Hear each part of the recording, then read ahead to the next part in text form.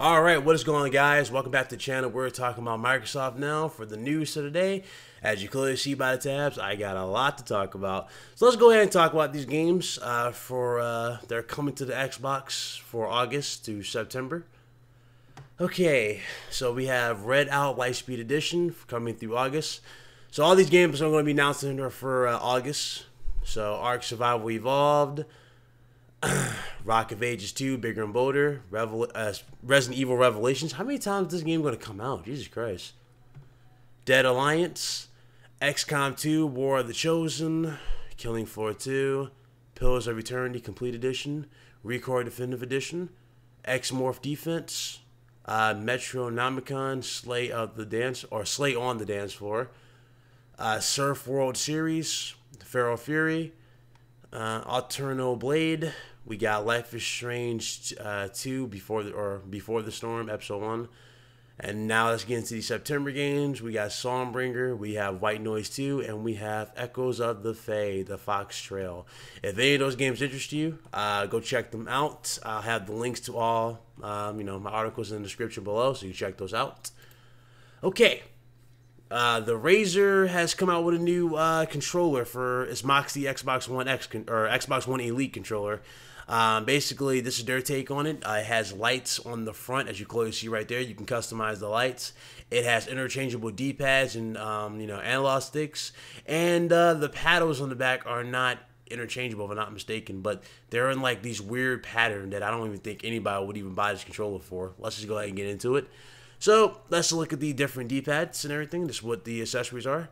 So you have tall ones, tall sticks that are concaved. You have convex ones. You have smaller concave ones. And this is what the D-pads looks like. You have a standard D-pad, and you have a much cooler spaced out one. But let's be real here. I think this would be the better one. This was a nice little spread out one though.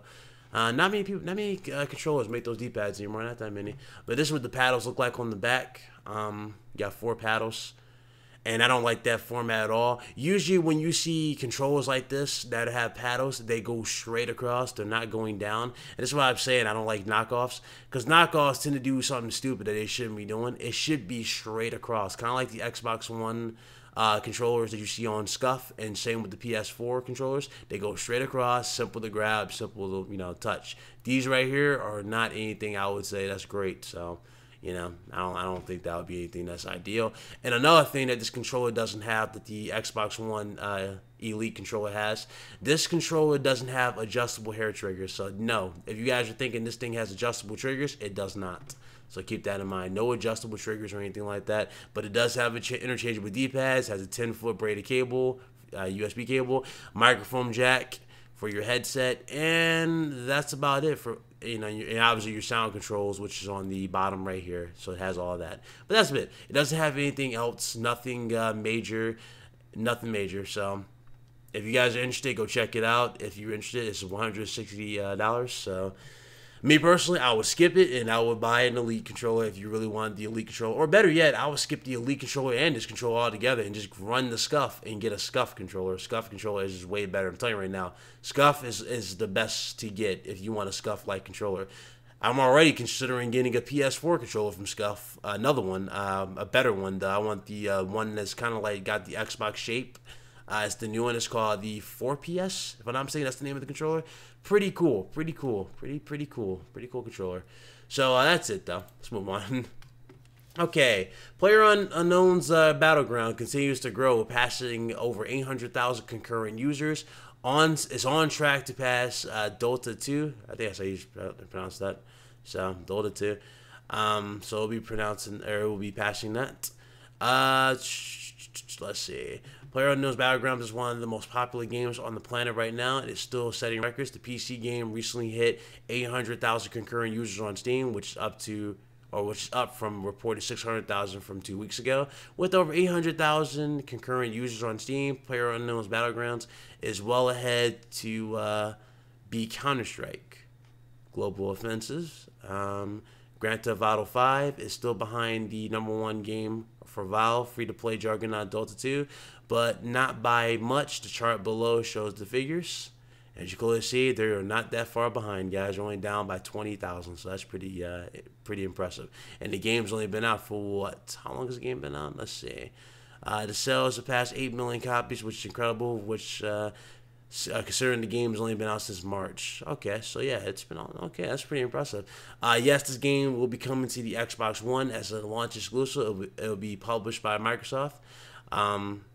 So yes. It will be published by Microsoft, and this will be a console launch exclusive for Microsoft.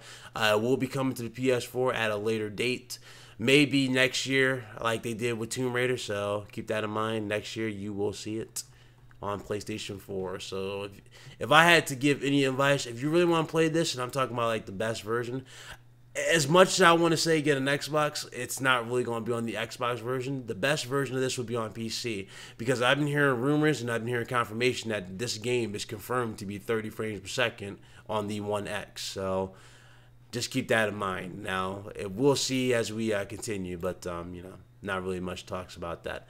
Okay, Xbox One fans can expect more Japanese games, according to Aaron Greenberg. Xbox fans can expect to play Code Vein, Dynasty Warriors 9.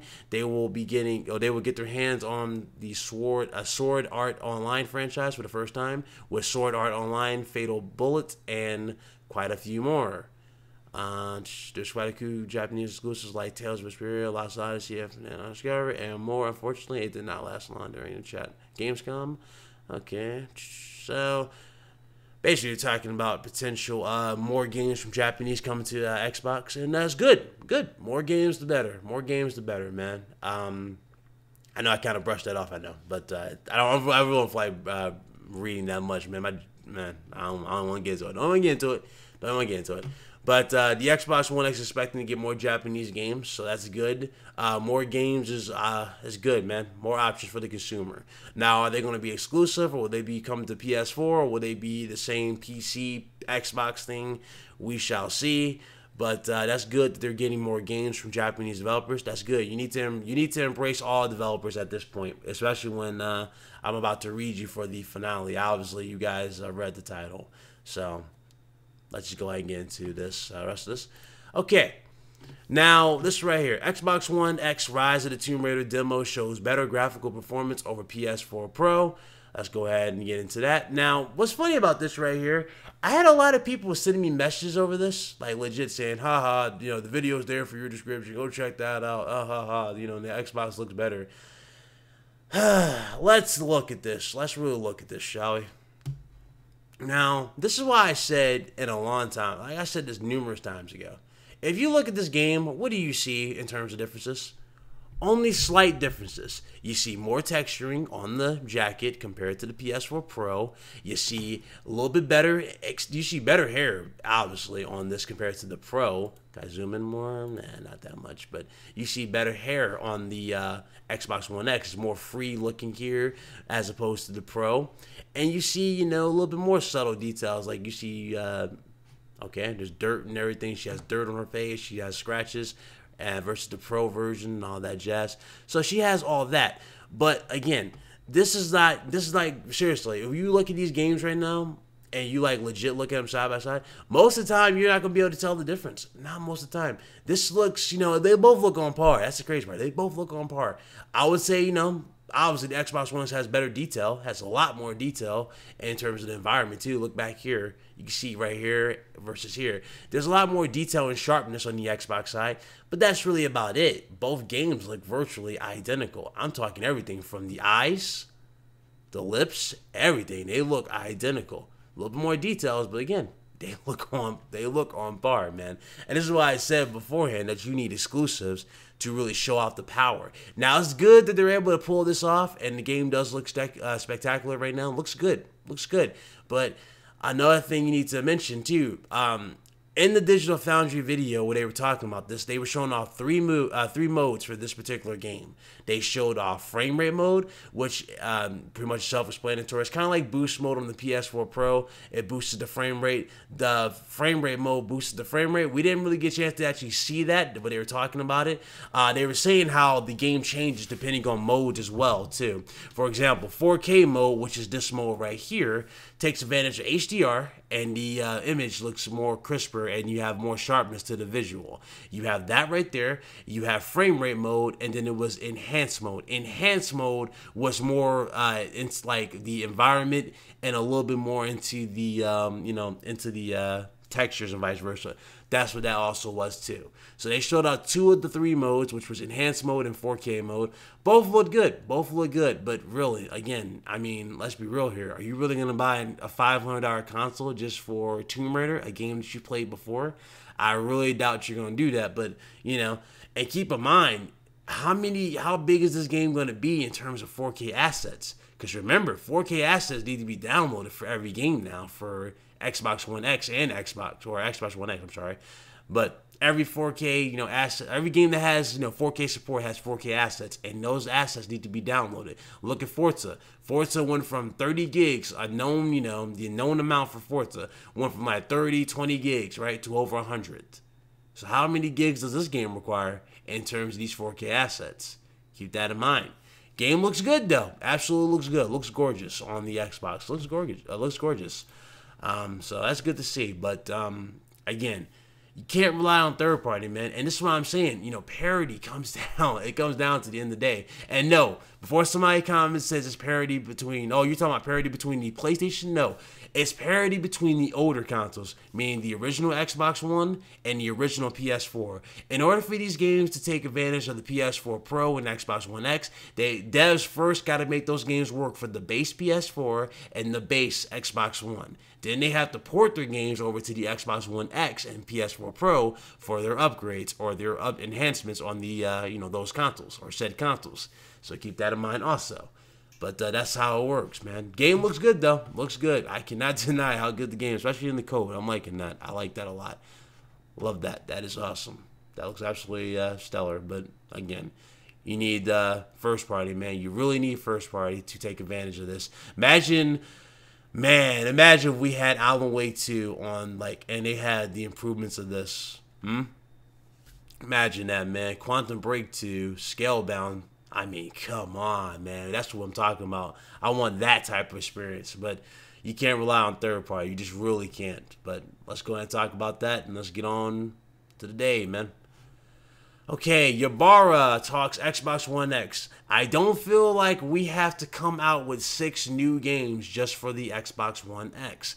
This attitude right here is one of the main reasons why I will not own an Xbox platform anytime soon, nor in the future. I do not like that attitude. I think that is selfish, and overall, that is anti-gamer. It's just, I'm telling you right now, it is not anything that should be hyped up. It should not be hyped up. It shouldn't be. It shouldn't be. That's something you don't even say out loud. The fact that they're saying we don't think we should come out with 6 new games for a new console that's been hyped up as if it's a new next-gen console is absurd and pathetic. Let's be real here. That is absurd. That makes no sense. You need new experiences to sell this console. You can't rely on Gears, Halo, and Forza. You see the reaction that people gave Forza. Game looks beautiful with the with the weather effects in the car, but that's about it. That is still Forza. It's got 32 tracks, if I'm not mistaken. If I did news on that, it did 32 tracks, but it's still Forza. Gears of War. It's Gears of War. It's milked. Nobody cares. Halo is Halo. It's milked. Nobody cares. You need something new. Recore ain't gonna cut it. You know what I'm saying? Games like Scalebound most definitely would have cut it. Crackdown 3 is definitely not cutting it. That game is already maxed out on the Xbox One X. It's 30 frames and it's not 4K. That's the limit they can push that game for the console.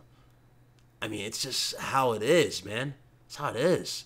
And it's sad. It really is sad that we're here. Now, I know a lot of people are going to be, act a little weird to this video because of what I'm saying, but let's be real here. We need games, man. We can't rely on these same old games. We can't do it. We need new experiences. Like, the best way to explain Xbox versus PlayStation in terms of, in terms of variety and offer and choices, let's look at it like this. Imagine you're sitting in a diner, right?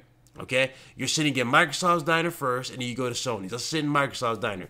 The best thing they're offering you is some really tasty baguette with some real tasty sauce stuff on the side and like that, you know what I'm saying? Like a little oil on the side we can eat, you know what I'm saying? It tastes good, right? Some very, very good baguette. And you're like, okay, I'm waiting for my main course, you know what I'm saying? And they keep giving you bread and more bread and more bread and more bread and more bread and bread. You know what I'm saying? No meat, no nothing.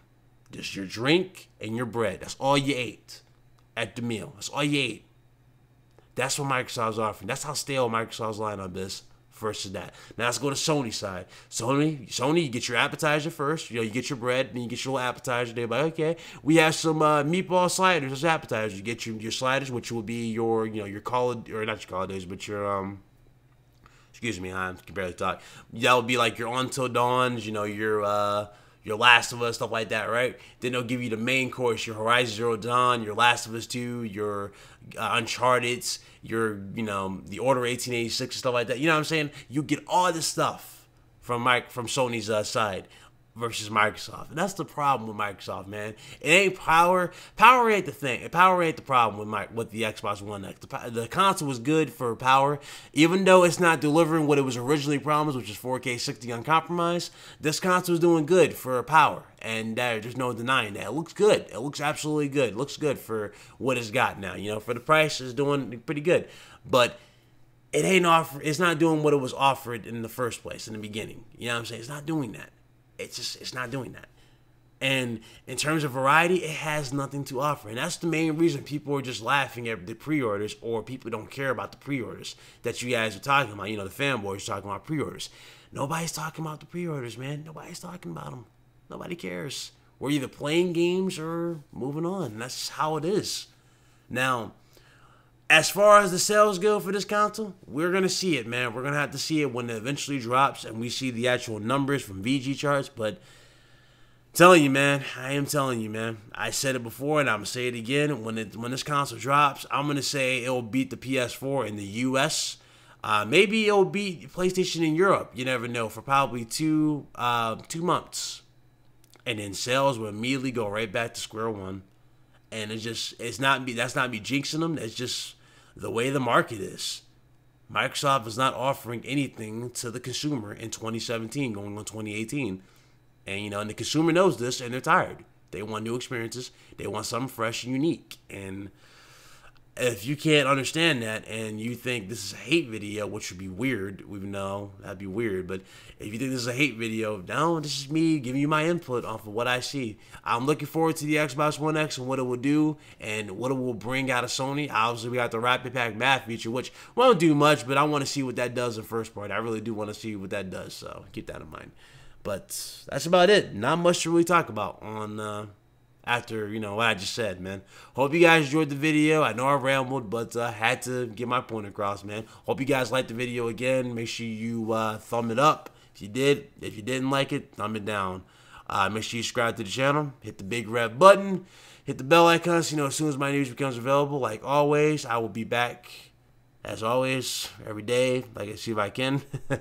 And, yeah, I will see you guys later. Hope you guys enjoyed the video, man. You guys be good. And at the end of the day, be easy. Or, I'm sorry, be excellent to each other. Later, guys.